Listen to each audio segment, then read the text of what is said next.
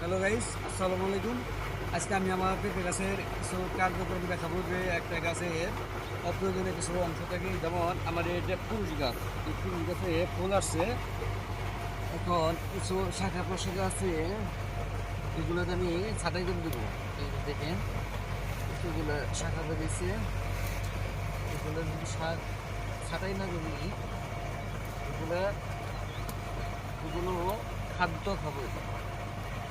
গাছ উপর দিক ভাত কম হবে,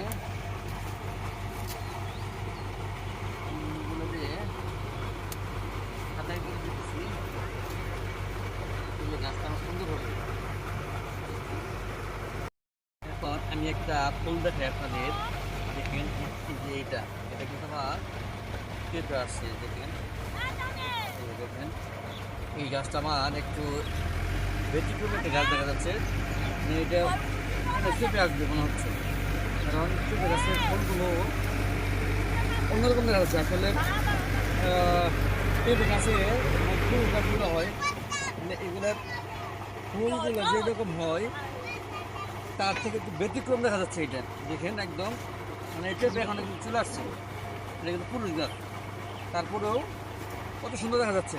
গাছে কিন্তু আমার বেশি একটা খাদ্য দেওয়া হয়, মানে মাত্র 2বার আমি এখানে রাসায়নিক সার দিচ্ছি, আর কিন্তু বেশি একটা সার দেওয়া হয় নাই।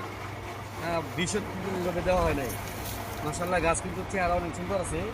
আমার এখন এই গাছগুলোতে খুঁটির ব্যবস্থা করতে হবে। হ্যাঁ, গাছগুলো কিন্তু আমার এক কোমর হয়ে গেছে।